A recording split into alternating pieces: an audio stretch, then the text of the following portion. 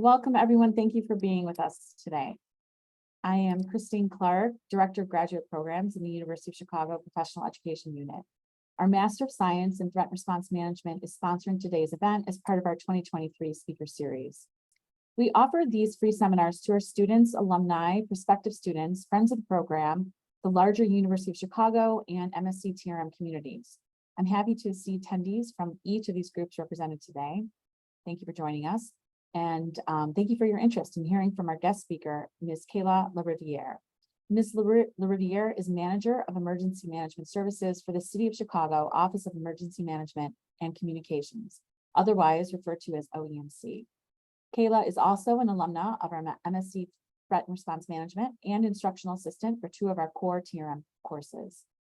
In her current role, Ms. Lariviere specializes in preparedness planning and is responsible for emergency management, public education, and community outreach in the City of Chicago. She possesses more than 5 years of emergency management experience in a variety of capacities at the nonprofit, local, state, and federal levels. Before working for OEMC, Kaila served the greater Chicago area as the Emergency Preparedness Coordinator for the Salvation Army Emergency Disaster Services. Today, Kaila will share her insights into the Emergency Management Bureau of OEMC and all resources, tools, projects, and the dynamics that face the department every day.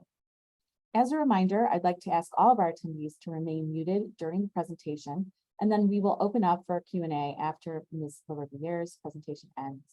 And now I will turn it over to Kaila. Thank you so much for taking time out of your very busy schedule to share your knowledge and experiences with our students and the larger TRM community.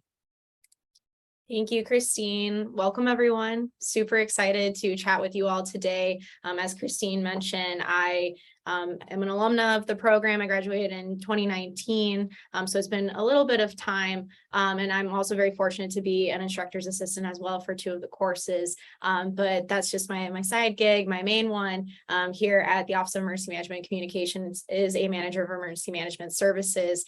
So I'm going to kind of go in today about the local way, a little riff on This Is the Way if anyone's a big Star Wars fan.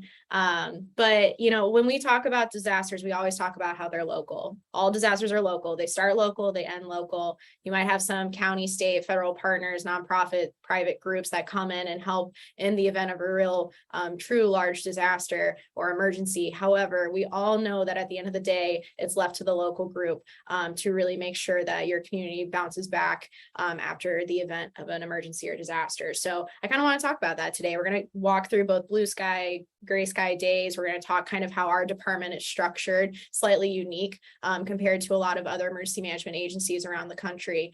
So I'm excited to get this started. So with that, if you guys want to go ahead and hold off on any questions, I promise I will have at least about 10 minutes. I can promise you 10 to 15 for questions and answers. I do have the chat box also open, so if you throw some questions in there, that's okay as well if you are a little bit on the shy side. So we'll go ahead and get started. Go ahead and click through this. So emergency management is one of the most diverse, insane, and exciting jobs that anyone can have. And I will say that every single day because no one day is the same. I think since I started work today at 7:30 this morning, I've probably touched 12 different projects, one related to a disaster, one related to loans, you know, so on and so forth. This job is extremely diverse. You never know what's going to get thrown at you, and it is truly exciting. Kind of for those adrenaline junkies out there, the access to information, situational awareness. If you're someone who doesn't like to be stuck in one place at one time or at your desk, this really is the job for you. You know, I'm not necessarily recruiting for OEMC right here, but what I will say is if you are a prospective student or you are an individual who currently does not hold a job in the emergency management world and you're interested in it, I hope this presentation kind of helps sway you. It really is a fascinating career that I'm happy to be a part of. Kind of want to start a little bit with OEMC, our brief overview of how we operate as a city department. So we're actually one of 33 departments here in the city of Chicago. Our main mission is to oversee many several functions that support public safety and aids residents 24 hours a day, 365 days a year. We have 4 bureaus under our department. We have 911, so we are the city's 911 center. So if you ever make a 911 call within the city's jurisdictional boundaries, it actually comes to our public safety center. So we get all those 911 calls and we triage as necessary. Our 911 floor is extremely active. We take calls roughly around anywhere from 8,000 to 13,000 911 calls a day. So it's a very large part of our department, but it's a really fascinating one as well. We also have 311. So that's the non-emergency services here in the city of Chicago. So you ever had a pothole you wanted filled, a down power line, you're trying to look for shelter request services for an individual. 311 manages a lot of those day-to-day operations as well. Also have traffic management authority. So if you've ever gone to O'Hare or Midway and you have people with the orange wands that are moving traffic along, they're very passionate about their jobs, I would like to say. TMA is a very necessary function of our department. Here in the city of Chicago, I think we actually were just ranked the top worst traffic in the nation. It is a necessary step, especially with a lot of the large events that we have here in and around the city on any given day. Our traffic control aides are actually assigned to those events, whether it's a Bears game, a baseball game, or a large concert, for example, like Lollapalooza. They are on site to help with that flow of traffic. So really necessary bureau under here at OEMC. And then lastly, it's my bureau. So the Office of Emergency Management.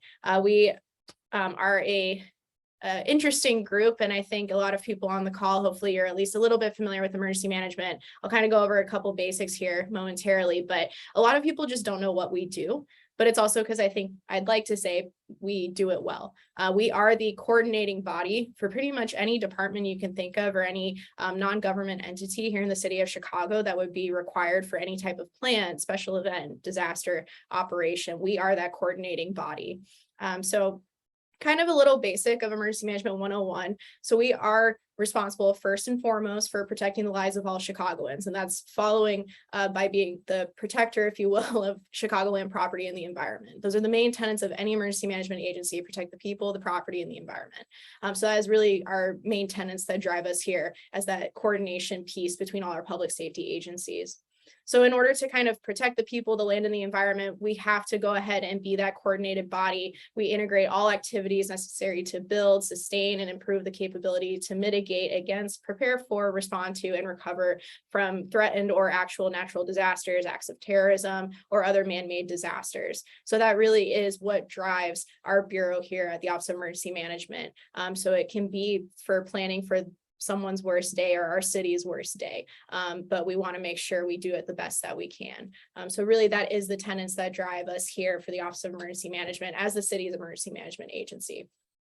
Couple fundamental concepts here at the Office of Emergency Management. So communities across the nation experience a diverse set of threats, hazards, and events. And it's important to know which ones are going to be more prevalent here in your jurisdiction for us, the city of Chicago. So just being aware of what those threats and hazards are. The size, frequency, complexity, and scope of these incidents can widely vary and involve a large range of personnel and organizations in order to coordinate that safety mechanism, really stabilize the incident, and again, protect people, property, and the environment. Every day, jurisdictions and organizations are working together to share resources, integrate tactics, and act collaboratively. For example, just to throw it out there, many of you might be aware, if you're local to the city of Chicago, we had a 4-alarm fire in the Hyde Park area, actually not far from the University of Chicago's campus, that involved a cooperative building. Unfortunately, more than 29 units were extremely affected, and part of that building was actually deemed inhabitable by the Department of Buildings due to a couple unforeseen consequences that happened while the firefighters were attacking the fire. Essentially, it caused the entire elevator system to go down with back ordered parts. So, and a lot of the folks that actually lived in that building were senior citizens. So it created this whole expansive dynamic where these folks did have renter's insurance, generally speaking, but now they're out of a home for quite some time, and at a minimum 2 months is what we're kind of looking at. So knowing that now we have this considerable population that we now also have to take care of, we also want to see, well, what more can we do? So we set up a multi-agency resource center where they get access to additional monies, for example, goods, services. And now we're also working with the state to try to get them a small business loan, maybe to help them out if their renter's insurance just didn't really cut it. So it's all these random things where, you know, I didn't walk in that day thinking I'd be handling it, but now that we are, but you're pulling together all of these nonprofit groups, different resource groups, city departments, whether it was the fire department, us at OEMC, CPD, our aldermanic office was extremely involved in this as well. So every day it's different, but it takes everyone to come together for that real comprehensive approach, which is outlined by the National Incident Management System, which is really what is the main tenet here at OEMC. Kind of what I want to say, and I know a lot of you maybe are local to Chicago, but when you look at Chicago at a glimpse, we are a extremely large urban area. We have just over 2.7 million individuals here in the city that call the city home, that we have to take care of and make sure that we're doing our due diligence to really protect them and the property here in Chicago. We have over 237 square miles of land. We got 20 miles of lakefront, so Lake Michigan, kind of an ocean, if you will, a very large body of water that creates more issues for us than I wish it did, especially when we talk about flooding and erosion of our lake shoreline. We also have 10 major expressways, so that can cause large transportation disruptions, especially knowing that traffic is a large concern here in the city. We have our 2 main international airports. We have 35 hospitals with 29 emergency rooms. Really, the list goes on. And the city of Chicago is quite vast, and it's vast with resources, but it's also vast with people and the potential for a small incident to be a big one. So that's really what our job is, governed by every single day. It was a nice little view of our team, not everyone on it, but this is the Office of Emergency Management, our bureau. So specifically a little bit more about who we are. When we are strong, when we are fully staffed, we have 20 individuals that comprise our team. We have a deputy director, which currently is vacant, but we're working to fill. We have 4 managers of emergency management services. So my title, we cover respectively planning, operations and special events, public education, community outreach, which is my team, and then also logistics and training. And then lastly, under that, all of our 4 managers manage the 15 senior emergency management coordinators and their respective projects as well. So whether it's your various parades, your concerts, here at OEM, we handle quite a lot. We wear a lot of different hats. We are proactively planning for all hazards, all types of emergency operations, including contingency planning in the event of the big one or the big disaster that no one wants to really think of. And then we also play a central role, again, as that coordinated body. We hold a lot of citywide meetings with a wide variety of partners to make sure everyone has the correct situational awareness and posture going into, let's say, a large event like Lollapalooza or the Chicago Marathon or Pride Parade, where something could go wrong. So we want to make sure we're all on the same page, we're all working together, and that really is what we do on a day-to-day basis. So really quick, a little bit about me, because I know I just gave a lot. But again, my name is Kaila, and while I'm a manager here, what I wanted to kind of do is talk about, again, how diverse this job is. And in a funny way, I'm in the field. So this is that Air and Water Show. I'm actually operating as a liaison officer for the Air and Water Show, and getting to, kind of see some cool heights, but also being able to manage that event, making sure all the correct agencies have all the resources that they need for a safe event to go on.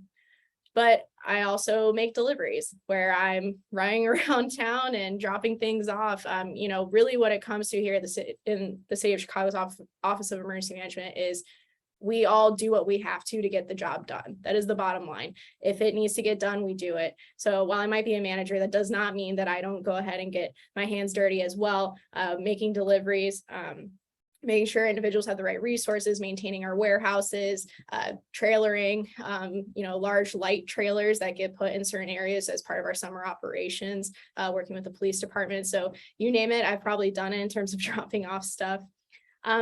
I also, though, am on TV. Another part of this, team is getting the word out there, kind of like I am today with you guys here, making sure that Chicagoans are prepared. And really, that's what my team does as public education, community outreach, getting those messages out, some of those special projects. If you see something, say something, for example, how to stop the bleed, how to do hands-only CPR. We do a lot of really great public outreach and communication to really get these messages across. I also am a teacher beyond an instruction assistant here at the University of Chicago. I'm also a teacher for OEMC. I get to do trainings pretty much at least once a week. We have a very extensive program called Safe Chicago. It is kind of one of my babies with one of my partners, where we essentially, have trained over 2,000 individuals, city workers specifically in the city. And we've been able to put up bleeding control kits citywide and teach our municipal employees how to be better prepared in the event of a bleeding emergency, whether it's an active threat related or an auto accident, you name it. We want our municipal employees to feel better prepared to respond and react and really bridge that gap until the true first responders like our police and fire department are able to actually arrive on scene. So I get to teach that class all the time. It really is one of my favorite projects.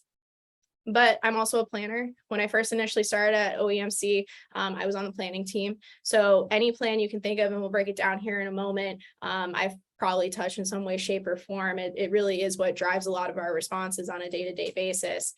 And then lastly, I'm like basically a weatherman, which is just a joke, but you know, we host these 2 citywide meetings each year, both for spring weather and winter weather. In the spring weather, we kind of touch on summer a little bit, but how, you know, a true natural disaster can occur and actually truly disrupt the city, whether it is a blizzard, extreme cold, extreme heat, flooding. We really want to make sure that while I'm not a weatherman, that all of our respective city departments have the ability to respond and react in the event of a natural disaster that's precipitated by our weather. So let's talk about blue sky days, kind of the day-to-day operations. We do the planning, operations, logistics, training, public warning, community engagement. So I know I touched a little bit on planning, but these are just an example of some of the plans that we've done, that we do either routinely or have done in the past and are looking to potentially revamp. For example, we have our emergency operations plan that really governs how we act as a city in the event of any disaster.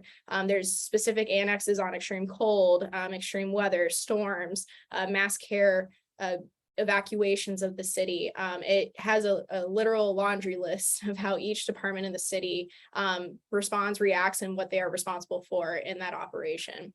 We have our THIRA, or the Threat and Hazard Identification and Risk Assessment, that actually goes in tandem with our EOP. So what are those threats and hazards that we can identify as a city, and kind of what's our risk level with them? How are we going to actually work towards planning for and responding to them if we actually had to? Mass care plan, central business district evacuation plan. We have a plan for that, water rescue and response. And we also create, actually on a more microscopic level, if you will, these operation plans for all of our special events that we attend as the Office of Emergency Management. So that's generally special events larger than 40,000 attendees expected. We usually will have someone on scene. So your Pride Parade, Lollapalooza, Memorial Day weekend with all the craziness that happens then, Chicago Marathon, all these larger events, we generally will always have someone on scene. And we create these operational plans to make sure everyone is on the same page, quite frankly. Operations and special events. So our operations team and that manager, they essentially establish the tactics to meet the emergency or planned incident objectives and direct all resources required for this operation. Generally, this portion coordinates people, resources, movements, and plan for these known events, I will say, here in the city of Chicago. It works a lot with our coordination center, specifically the operations center, where it's kind of a nexus or hub of communication, where a lot of different departments, a lot of different information centers actually funnel information to us at the OEMC's operations center, where we can then push out additional information as necessary to anyone that needs to know it, who's on a need to know basis, whether it's our commissioners, our aldermen, other city department heads, nonprofit groups like Salvation Army, Red Cross. If someone has to know, we push it out from our operations center as necessary. And part of that too is looking at our cameras. You know, a lot of different things that we do on a day-to-day basis. We are monitoring events. Again, these are just like a laundry list of some of the ones that we go to, what we call special events that are known, that are planned for. The biggest one that I actually want to touch on is NASCAR. NASCAR is going to be a very large special event here in the city of Chicago that we are actively planning towards right now. So NASCAR will be taking place July 1st and 2nd here in the city, and it's a lot of work. It is the first city urban area course that NASCAR is doing, and it creates a lot of potential issues here in the city, especially when you think about traffic. It's going to be right downtown, right around Millennium Park. You know, all of the vehicles in the area, all of the potential terrorism threats, if you will, that we're trying to work around, all the planning, the logistics, everything down to the porta-johns that have to be planned and strategically placed throughout the boundaries of this event. Even we do a lot of conversations with Uber, rideshare, Lyft, those individuals in order to do specific drop-off point locations. All of that is handled by OEMC, which is quite insane when you think about all that could go into events. We're essentially like event planners too. This one, while it might seem like a gray sky day, not so much necessarily. This is our liaison officer for response, also what we refer to affectionately as the loafer. They are a 24/7, 365 position here that we rotate throughout our various senior emergency management coordinators. We have a series levels of kind of activation triggers on what we do respond to and what we don't respond to. So for example, that fire I mentioned kind of in the beginning, the 4-alarm fire in Hyde Park, we did respond to that. It met all of our activation triggers. They vary, quite frankly, but we coordinate on scene response efforts between public safety and public works individuals, as well as our nonprofit groups. So we run a lot of interference on what's needed. So, you know, if there's a power line in the area that the fire department is still trying to attack the fire, we'll call ComEd, work with them to get the line either shut off or taken down. We work with the Department of Buildings. We'll call and notify them that their presence is needed to do a walkthrough of a building fire, for example. So we are that coordinating body on scene as well.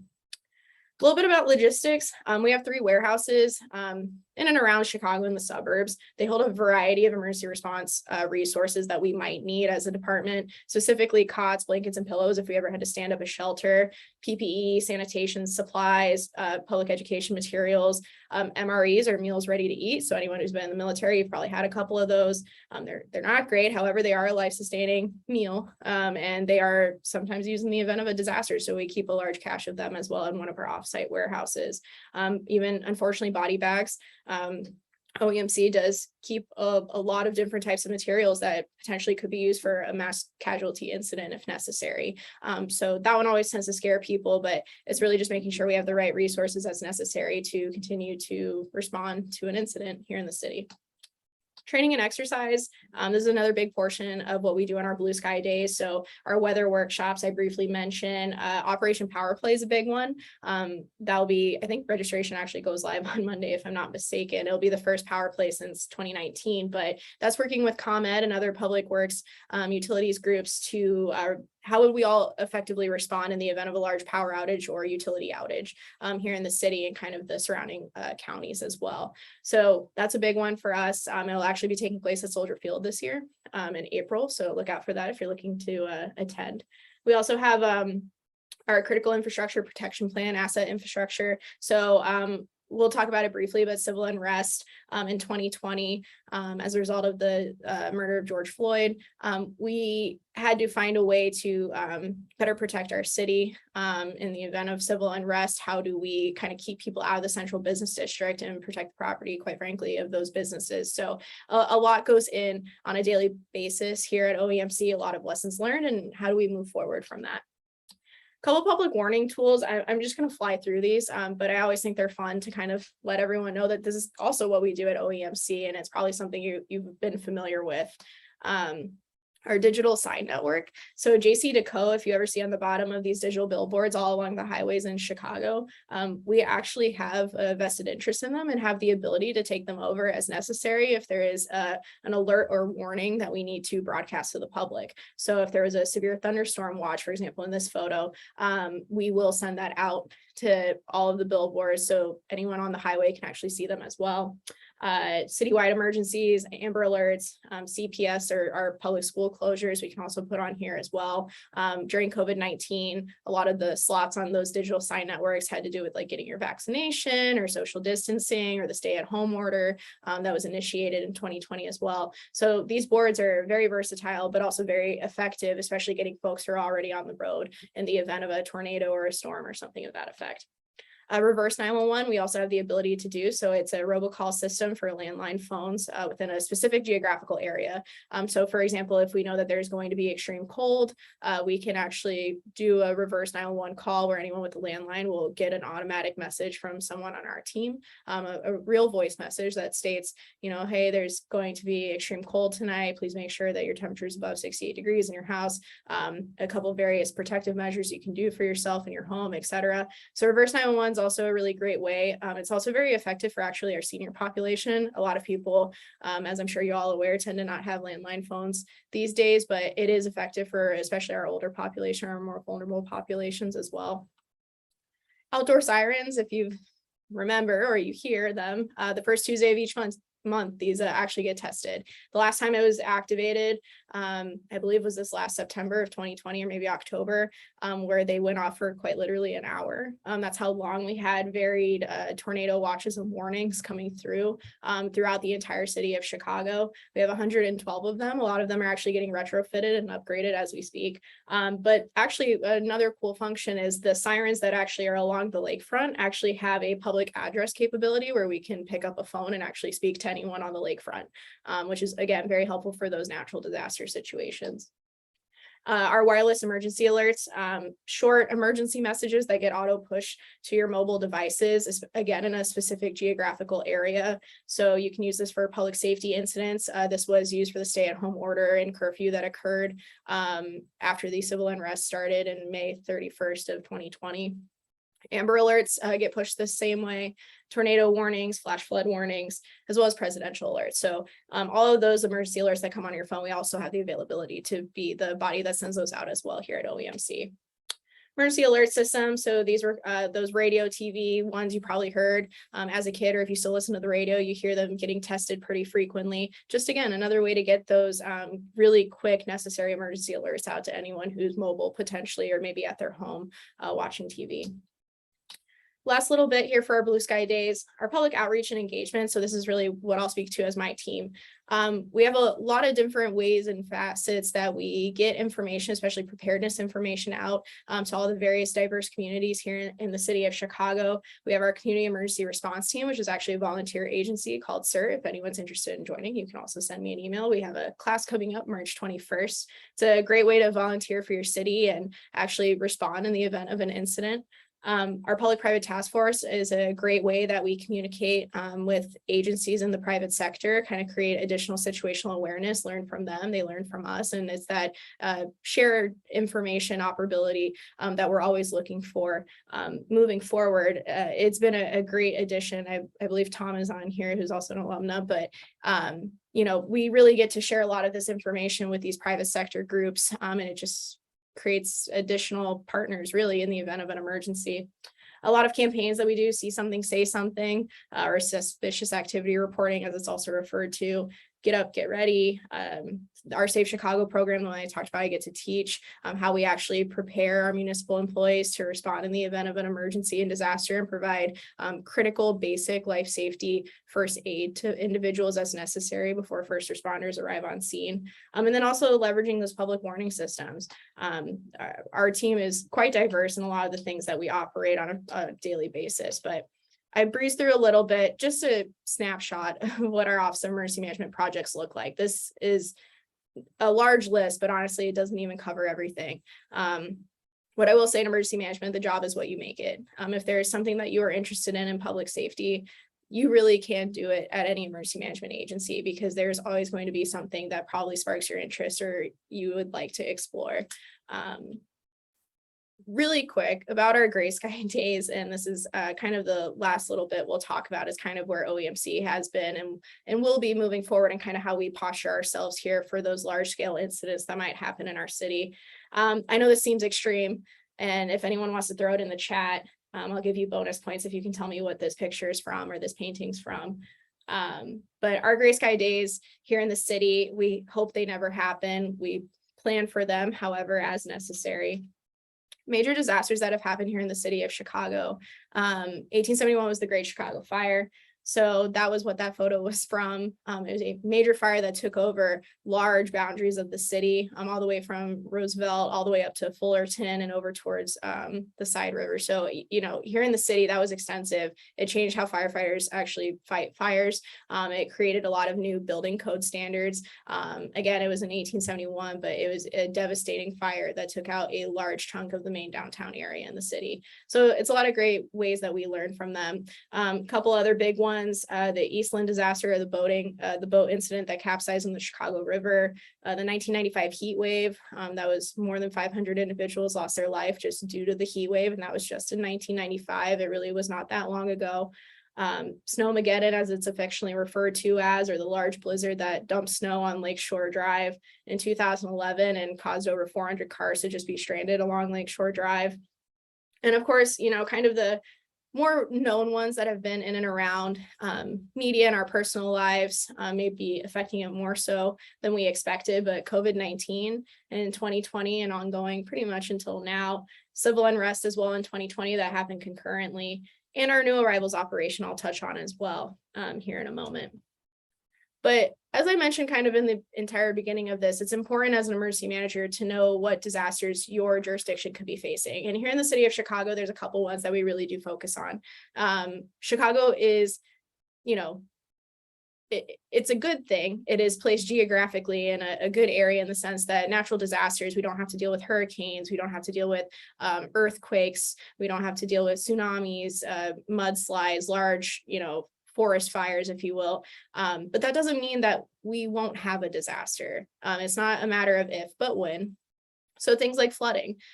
Flooding is the #1 disaster in the United States, and Chicago also gets flooding. We had a large flooding event actually in the northwest side of the city back around September 9th through the 12th, I believe, of 2022. Tornadoes, fires, blizzards, extreme heat, like our 1995 heat wave, as well as extreme cold, are all different various natural disasters that we focus on and plan for on a frequent basis here at OEMC. We also look at human caused disasters, whether it's civil unrest and kind of the effect that can have on our various buildings and properties, our central business district. We look at terrorism. Here in the city, I believe we were ranked 3rd according to the Department of Homeland Security for potential terrorist incidents. That honestly is just because we're a large urban area, a lot of skyscrapers, a lot of transportation networks. So we actively work to plan for, unfortunately, a terrorist attack. Technological hazards and disasters, disruptions. So any hazardous materials we always plan for frequently, especially with our Chicago Fire Department. Critical infrastructure disruption, whether it's to one of our water purification plants, our transportation network. It doesn't have to be for nefarious reasons, but that could cause a large amount of issues that could cascade in the event one of those is disrupted. As well as any evacuations that are needed in the city, especially our central business district. There's about 600,000 people additional in the central business district for work, I would say prior to COVID.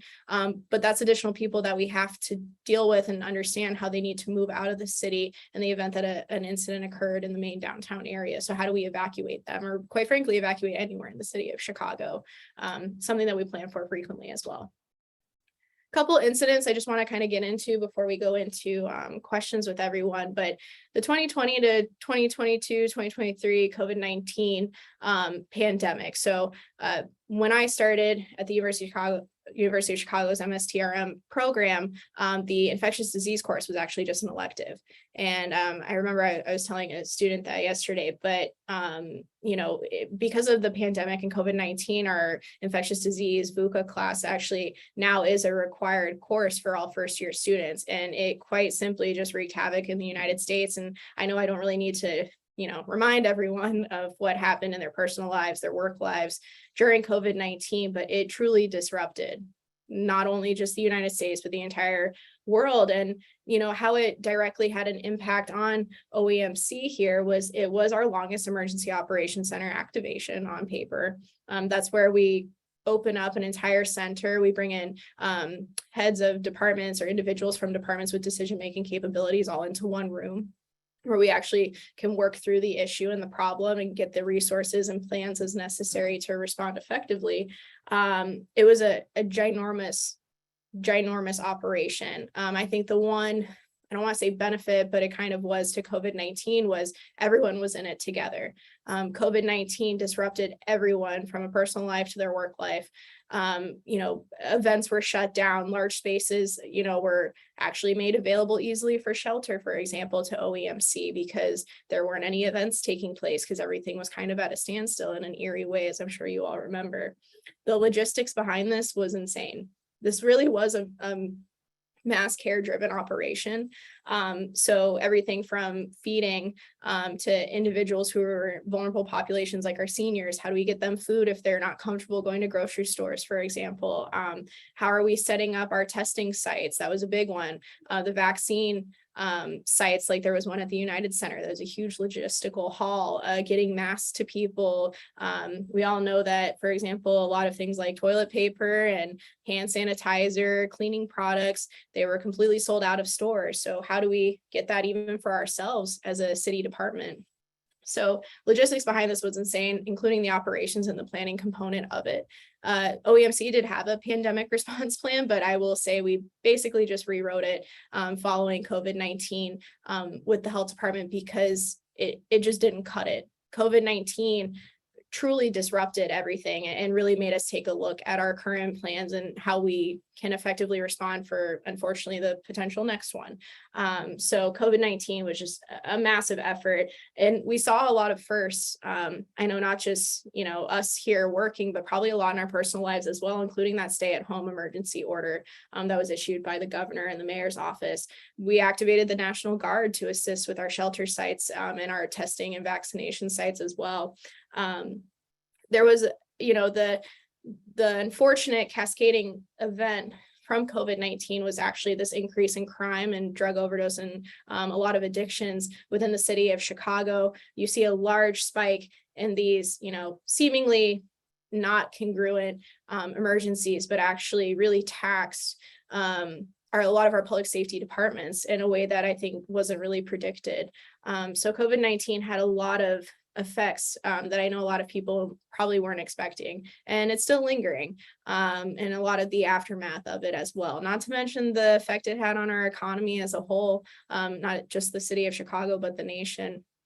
COVID-19 was a massive response effort. It really took everyone in our department. No one else was allowed to work on any other projects. It was just COVID-19. Everyone was behind this one issue, this one incident, and we all responded as an entire team to get the job done. The other one I want to focus on too is the civil unrest that occurred at the end of May 2020. There's a couple incidents also, not just in May that year, but that also kind of fit the same operational incident that we were seeing here in the city and how we were going to respond. So the unrest that happened in the city at the end of May 2020, it was in a response to the murder of George Floyd. That was while he was in police custody in Minneapolis on May 25th, 2020. Demonstrations and riots continued to happen following that death. It was made public, the video that was taken. It was all throughout social media. We knew as a city that there could be potential protests. We as a city have a great history of protesting and peaceful protesting, but what we started seeing unfold in Minneapolis and kind of the civil unrest portion of it, and we started seeing it throughout a lot of different cities. We knew that Chicago could also start seeing those effects as well. This ended up creating, kind of, I hate to say it, but chaos in the city, in the downtown area, cars being lit on fire, police officers getting hit, individuals being arrested, looting, the entire downtown area. It was hard to move in and out of as a public safety person. We ended up raising the bridges in the area to kind of deter individuals from getting into the city's limits and just kind of trying to contain what was already going on. We had our asset infrastructure plan that kind of was the inception of it, and it's something that we actually work on pretty aggressively now as a city, but we leverage all of our public works departments and their large able-bodied vehicles like our streets and sanitation, snow plows, salt spreaders, the Department of Water Management's large vehicles as well. You name it, we had those at various locations along the highway, again, to kind of stop people from coming into the main central business district area until we could have it under control as a public safety sector. So that whole event really just caused us to take a look at how we protect property in the city. We focus a lot on protecting the people, but it also came down to managing an incident of that magnitude that we hadn't really quite seen since 1968. So civil unrest was an interesting one. The other interesting one to talk about here and is our new arrivals operation. So here in the city of Chicago, since August 31st, we have been receiving buses from the southwest border to the city of Chicago, as well as the state of Colorado towards the end there. But we are receiving a bunch of asylum seekers essentially here in the city of Chicago. We are a sanctuary city. This became a political issue, essentially, with the southwest border being inundated with individuals trying to come into the United States. A lot of the Republican mayors, governors decided to make it kind of a more nationwide issue, and they started busing up asylum seekers to the city of Chicago, New York, and Washington, D.C. on a very regular basis. These buses would have up to 50, 52 people per bus to the city. That top chart there where it says arrivals by day, you'll see on some instances we had 5 buses a day coming into the city of Chicago. That's 250 individuals that we now have to essentially find shelter for. While asylum seekers and our new arrivals in general are a different population than a homeless population already pre-existing in Chicago, you can kind of see the similarities in the sense that these folks are coming here with nothing really but the clothes on their back, their family, they're looking for a new future. They do not have access to shelter generally. They didn't have a sponsor or a family member, friend, like we see with a lot of other repatriation and asylum seeker populations. It was something we didn't even know we were going to come into as an emergency management agency. I think it was a week and a half prior to the first buses that arrived here in the city, and it kind of was sprung upon us that we might have to put up an emergency shelter to take care of these individuals and these folks and get them a place to sleep and a warm meal and honestly warm clothes. This operation started as the months started changing and it was getting cooler in Chicago. So this operation and the magnitude and the politics behind it has been a beast, and it's been the most unpredictable disaster I've ever been a part of because of the unpredictability of when the buses were coming, little to short notice from the Southwest states or the state of Colorado when they started sending people here. So you're acting kind of never really knowing with what's coming or what the needs are going to be. And like I mentioned in COVID-19, everyone was behind that operation. And, there was multiple spaces that were empty where we could open up a shelter because all events were shut down. People were working from home. So we had these large spaces at our fingertips that we as a city could pay for and use to create shelters. But we're no longer in a COVID-19 centric world. And so everyone's back in business. All the events are happening. We are struggling to find shelter spaces. I will say to date, since new arrival started on August 31st, the city has successfully stood up over 14 shelters for our new arrival population. And that's an insane rate, considering that we already have our own homeless issue here in the city of Chicago, that we're also still working with our Department of Family and Support Services to make sure that they're getting the necessary resources and shelter beds that they need. So really, new arrivals has been taxing. It's also not funded well. This is not a federally declared disaster, so there's truly no dollars related to this event. We've got very minimal funding, so we're working with little and trying to help out with a lot. We have more than 2,000 individuals right now in our new arrival shelter system, and it can be expensive, as you can probably imagine. And how are we funding it? What's the outcome? What's the long term of this operation? Are we still in an emergency, or are we towards recovery and long term operations? This truly incident is just mind boggling, and you're just trying to help a population that, quite frankly, sometimes didn't know they were coming here. And we want to make sure that they are getting the best version of Chicago they can get. So it's been an interesting operation. We're still in the thick of it. I don't see it going away anytime soon, but that really has been a large portion of my day-to-day operations here in the city. And kind of where I want to leave off before I get to take some people's questions is the future of emergency management. So kind of what's next? Emergency management, if you work in emergency management, your significant others, your family, your friends, they probably are like, I have no idea what you do, because quite frankly, sometimes we don't know what we do. I did not think I was ever going to be dealing with, effectively homeless individuals or asylum seekers coming to the city and in that mass influx of folks at one time. I didn't think I'd be setting up shelters for that. I have a mass care plan to take care of there's, a large flooding or a large building fire. I didn't think that would be something I dealt with. And kind of part of this, what happens when we talk about emergency management is mission creep. COVID-19 proved that emergency managers are good at their jobs. That's really what it did. It proved that emergency management agencies throughout the nation were coordinating these large response efforts and leveraging every partner and relationship they probably have ever made in their life to take care of their people. And because emergency management did so well in response efforts nationwide for COVID-19, a lot of them now are starting to see this, what we call mission creep. What is our real role? What is our real job? When we stepped up to the plate and we got it done, because that's what we do as emergency managers, it really comes down to, is that our job anymore? Or is there another department that should be taking this on, another entity, another group? But what you'll see is it really comes down to just getting the job done, because we're the people that get it done. So that's really our mentality here, at least at OEMC, and I'd fair to say for a lot of other emergency management agencies. But it's really defining what we do and what don't we do, quite frankly, because we don't really ever say no. So that's kind of an issue I would say that a lot of emergency management agencies face. I'll also say too, emergency management is very demanding. And by that, I mean, burnout rates. A lot of people have been burnt out, have emission fatigue from back-to-back disasters. I mean, essentially, OEMC has been activated since 2020 for nonstop emergency incidents, things that we weren't expecting. It creates burnout. So that's something that we also have to make sure is that we're taking care of our team and making sure that we're giving them the access to take care of themselves and be with their family and their friends, while also knowing that this is a demanding 24/7, 365-day career. So that's one thing as well. What I also want to leave off with is, something I always pose to students sometimes in the MSTRM program, but these new disasters, right? It kind of goes into defining what emergency management does.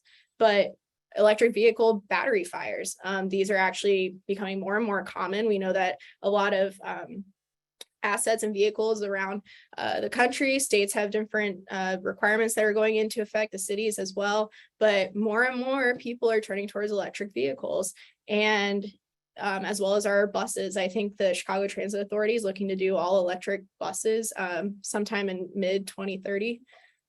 So knowing that and the potential for fires, I highly encourage you, if you're curious, to look at some videos. But these fires are extensive, and they can keep burning for over 21 days actually, and they're hard to put out. They can happen out of nowhere. Is that going to be on us to solve? I can tell you right now, the Philadelphia Office of Emergency Management had to deal with a bus fire actually about 2 months ago. Is this a new incident we'll be seeing frequently? Homelessness kind of speaks to the new arrivals operation, but a lot of emergency management offices are starting to get taxed with dealing with the issue of homelessness. The city of Los Angeles is one of those departments, for example. And then also this increase in natural disasters. We're seeing more and more natural disasters than we've ever seen, and quite frankly, it's related to the climate. But, what does that mean for us as emergency management? And then also one fun one, technology, cyber attacks, and the fun balloon that was going over the United States from China. We know that countries and nefarious individuals are getting craftier. As we move into a better technology age, we know that cyber attacks are more and more frequent. There's actually one that they just foiled that was trying to happen in the Boston area related to a couple substations, or I'm sorry, Baltimore area, to some substations, and those individuals were arrested. But it doesn't take much to disrupt a large piece of critical infrastructure. So it's kind of these new things that, maybe we didn't think coming into this job, but just knowing that it is always evolving and ever changing. So with that, I'll probably go ahead and take questions, Christine, if that's okay with you, but that's the local way. We are here to support our fellow Chicagoans and anyone that comes and visits this great city. So it's a day-to-day operation. You never know what to expect when you wake up or before you go to bed, but I am very thankful to work here. I'm thankful to you, Christine, and everyone here for letting me chat, but I'm more than happy to take questions. Thank you so much, Kaila. That was an awesome presentation, really informative, and highlighting all the great work that you and the others in the city do. So we appreciate you sharing all that. I'm happy to monitor the chat. I have a quick question to kick things off. Especially as you highlight some of these emerging threats, the extreme weather patterns, cyber risks, and you touched on this a little bit, the public-private sector sharing information. I imagine that's pretty challenging at times, right? Making sure that you're each getting information real time. I think we have some private sector representation on the call today too. I don't know if you could talk a little bit about that and how you navigate those challenges. Sure. Public-private integration, I think, is an area of emergency management that is expanding rapidly.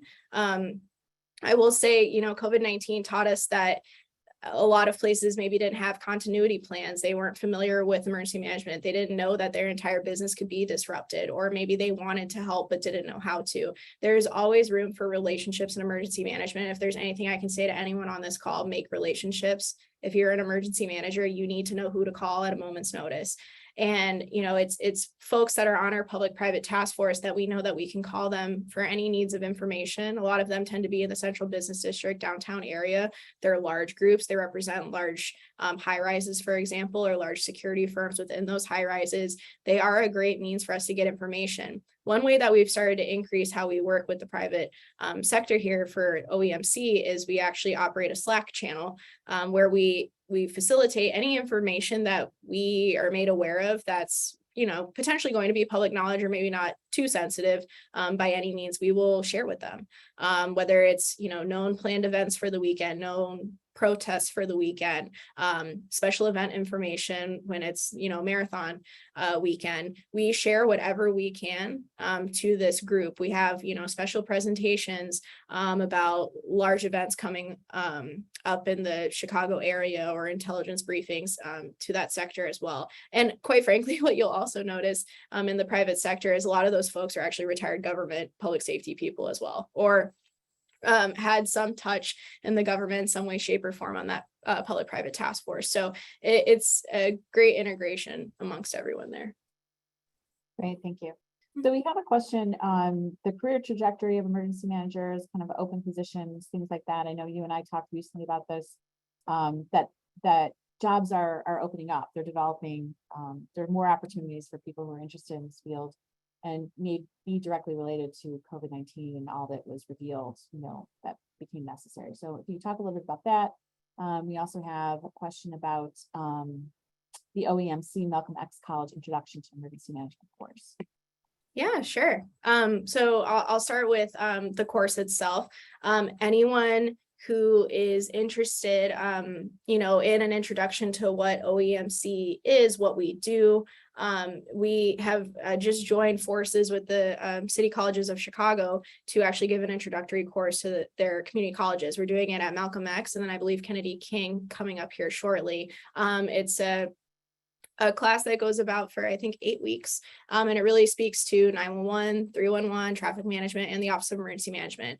It's a way that we want to get into various communities so that they know you don't just have to be a cop or a firefighter. There's a lot of other functionalities of public safety that are also necessary, important. It's honestly some form of recruitment. We're looking for people to get interested. We always have vacancies on the 911 floor, and also now emergency management.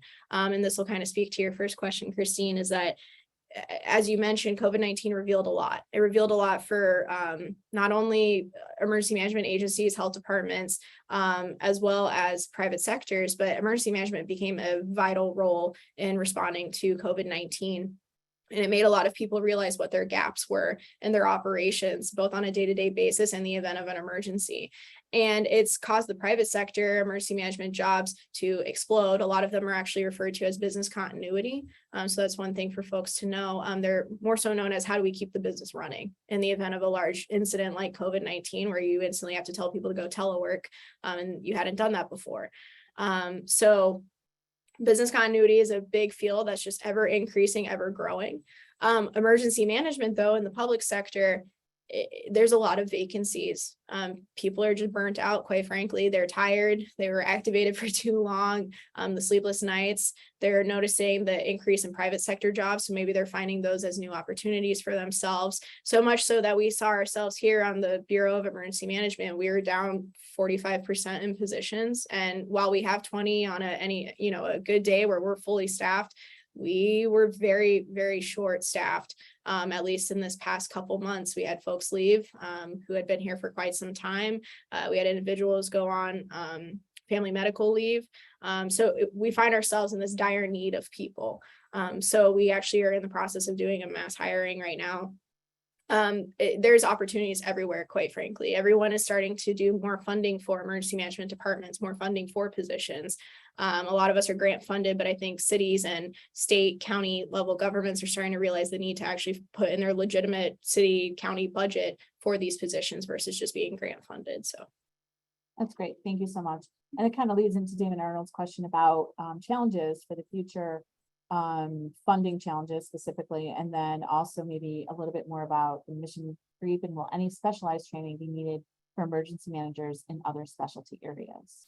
And as you think about it in response to that, we also have MA who has posted that the OEMC has released a new app, and you can download it on Apple and Google Play stores.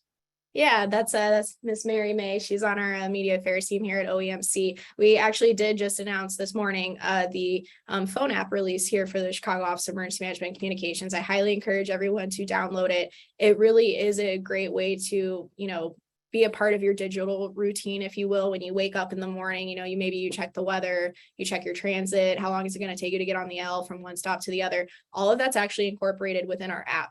It also synchronizes our Notify Chicago's, which are our potential emergency alerts, as well as planned event alerts that create notifications on your phone. It's a really awesome app. It can help you figure out how to make a plan. It talks to you about some of our various programs. It can help you sign up for Smart 911, 311, and those other phone apps. So it's a great tool and piece of technology. And thank you, Mary, for bringing that up. I completely forgot to, but that's been one of my employees' large projects that she's been doing for at least the past 4 months. So we're really happy it was announced today. So please download it if you all would like to. In terms of mission creep and kind of that it quite frankly is we never know what we're going to get called to do. I think it's because emergency managers are problem solvers. That's really what we are. You are there to solve the problem at hand, no matter how small or how big. So we get asked and called on to do a lot of things that, probably aren't considered an emergency or a disaster or planning for said emergency or disaster. And you kind of sit there and you think to yourself, why am I doing this right now? But one thing I always try to remind myself is that I am here to serve the public. I'm not here to serve myself. I'm not here to serve anyone but the people of Chicago and the people who are visiting here. So, if I'm getting asked to do it, I'm going to do it. And that kind of has to be your work ethic in a job as crazy as this one is. You have to be willing to do it, knowing that if it's being asked of you, it's probably necessary in some way, shape, or form. Great, thank you so much. And Tom Henke has a note about his days at OEMC. Thank you from Maurice Washington. Any other questions out there? Just about to wrap up then. If we don't have any questions, I would like to thank you, Kaila, for joining us today and for your terrific presentation. And thanks to all of our attendees for taking the time to learn more about the important work being done at OEMC throughout the city of Chicago. We do have a couple more speakers planned for our series coming up in the spring. We'll be sending details in the coming weeks. If you'd like to be added to our listservs or distribution list, please email msctrm@uchicago.edu. And if you have any questions about our program, we also have an email in the chat that you can reach out to. Yeah. You have anything else? We also have a website that you can visit, and would love to hear from you if you have any other questions. Thank you so much, Kaila. Thank you to everyone joining us, and hope everyone stays safe out there. Yeah, thank you, everyone. It was my pleasure.